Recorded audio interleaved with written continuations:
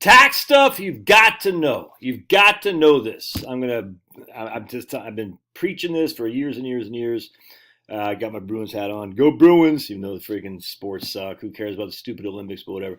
Don't forget to curb stomp the like button if you're in a bad mood. Curb stomp that like button, all right? And if you're in a good mood, you can give it a smooch. Smooch the like button. We're going to try a different tactic than fondle. Yeah, fondle is a little bit creepy, right? So curb stomp the like button or smooch the like button, depending on the mood you're in. All right, so I was working my man, we'll call him Leo. All right, so Leo, good guy, crushing. He's got a large brokerage account. So the bulk of his retirement accounts, but the bulk of his assets is in a brokerage account. Lots of NVIDIA stock. So he's done quite well for himself. But he does have an IRA, about $1 million in an IRA. And interesting, though, he's only like in the mid-60s, so he doesn't have to take RMDs for about 8 years or so. All right. But over the next 10 years, they want to be living large. Leo and his wife, Jane. I got to come up with a different name. Joni, Jane, Doris. There you go. Leo and Doris. All right. So they're going to be living. They're going to be living large in the next 10 years or so before RMDs kick in. All right. So we're trying to do some planning for mitigation of. You can't eliminate taxes, but to minimize them, what he's got to pay. So his cost basis on his brokerage, he's got about $2 million in a brokerage account. Cost basis is about $1 million. All right. So we talked about specific identification, average cost, and all this stuff. How you can actually go into your Schwab or Fidelity or Vanguard account, whatever, and just say, these are the shares I want to sell. You can go LIFO, you can go FIFO, you can go average, a million different ways you can do that. So we talked about that. But the software that we're going to use here, Right Capital, it can't get that specific because it's not actually tax planning software. All right. So I want to show you something, though. The software has him selling his brokerage account. All right. Because that's what we're going to fund. We're going to live off our brokerage account in order to have is basically to avoid taking IRA money. We're going to live off the brokerage account instead because that will be taxed more efficiently. Why? Because long-term capital gains are always taxed better than ordinary income, regardless of what tax bracket you're in. Long-term capital gains are always lower than ordinary income. So if you're in the 0 to 12% tax bracket, long-term capital gains are zero. If you're in the 15%, I forgot what it was, 450, I can't remember. But if you're in the above the 12% tax bracket, it can be taxed up to 15, and even if you get higher, I forgot what the number is, but to 20%.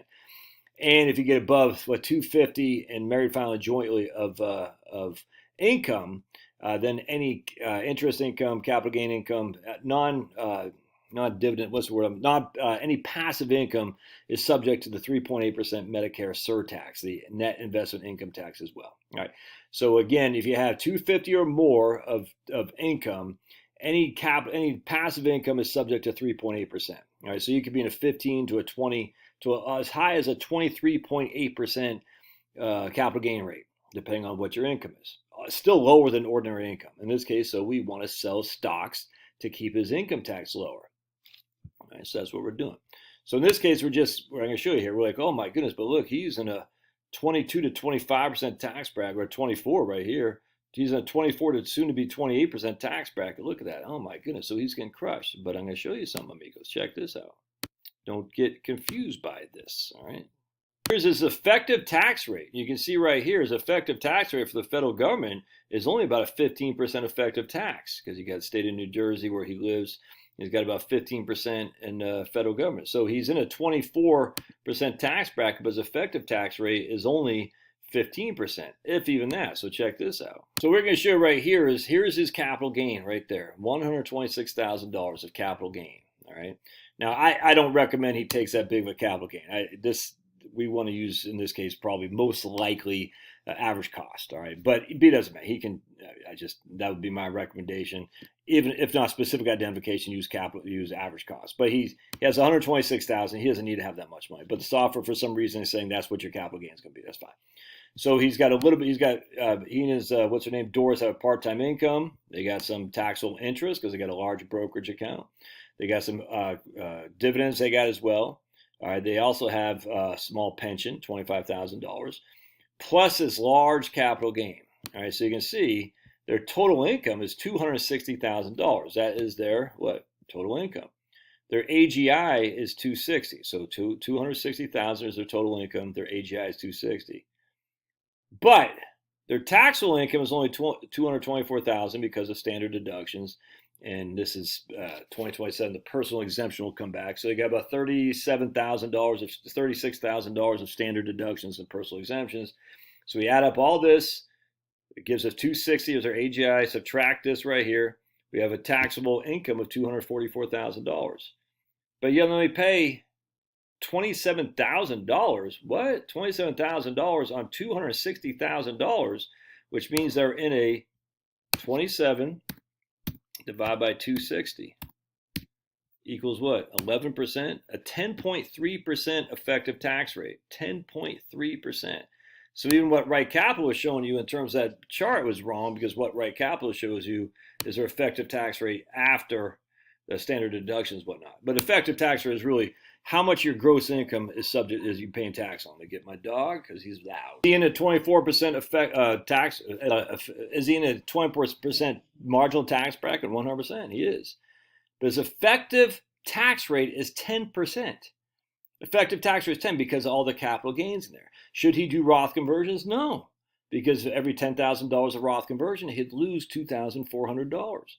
Should he take money out of his IRA? No, because every $10,000 he'll lose $24,000. Even though his effective tax rate is only 10%, his marginal tax rate is still well above that. It's still more than twice, almost 150% more, whatever that is. 1.5 times that. See how different? It's why you got to know this. Why a brokerage account is so important. Because don't forget, even this right here, dividends is still taxed as long-term capital gains. It's taxed very, very favorably. And some of that will be tax-free because the first amount up to the top of the 12% tax bracket is tax-free. I hope that makes sense. So check this out. You can see they're going to be living large on their brokerage account. This is when they still got some ordinary income, some earned income from part-time job. But then you can see it's flat, man. Now this is when he dies, his wife takes over, but still, just flat. Look how flat that is. Isn't that fantastic? Even when RMDs kick in, they still got over $1 million in required in the IRAs. So even when RMDs kick in, it's just flat.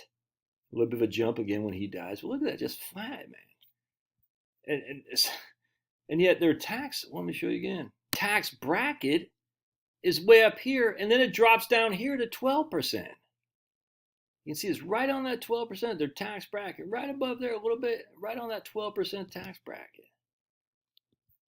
So we don't want to do any Roth conversions here because there's such a high bracket as it is. A 24% tax bracket would just make them pay $2,400 on income you'll never have to pay $2,400 on, ever. You never have to pay that kind of tax again, ever. Why do that? Doesn't make sense. And they shouldn't do Roth conversions here either. Why? Because they're riding right there on that top of the 12. The green is the top of the 12% tax bracket. They're riding right there. So to do a 50,000, well, just 10,000 simple Roth conversion here is going to cost them 22%. Well, actually, it's going to be 24% in taxes. Again, right here. Doesn't here it's going to cost them. They're in this. 25. Don't do any Roth conversions here because it's cost 25%. It's crazy. No, it's going to cost them 28%, 24 to 28. But here, if they do Roth conversions, it'll cost them 22%. It'll be 24% soon. I know it's confusing, but still, they're over the 12% tax bracket if they do Roth conversions. So not only would they be not paying 12%, they'd be paying double that, actually significantly more, about 60% increase in taxes just to do Roth conversion here. So you got to know how the ordinary income tax brackets work, your effective tax brackets are, and marginal. So again, ordinary income tax bracket. To do Roth conversion here is stupid because you'll be converting into a tax bracket that's double what you're currently in. Don't do that. To do Roth conversions here is stupid too because even though they're only in a 10% effective tax rate, their marginal income tax bracket is still, whatever that is, 24%, soon to be 28%. You gotta know this stuff, man. That's why it's so important to build up the brokerage account. Build it up. Now, if you're making, I was talking to a guy the other day, he's making like $700,000-$800,000. He should defer as much as he possibly can, for sure. Because he's not going to be making that when he's retired. But man, if you're making, $80,000, $90,000 a year, man, take advantage of your 401k match. Absolutely. I'd still put it all in a Roth. And then I'd be building up any excess I'd put in my brokerage account. That brokerage account, man, is a sound of freedom, baby. All right, God bless. Love to hear your thoughts. We'll see ya.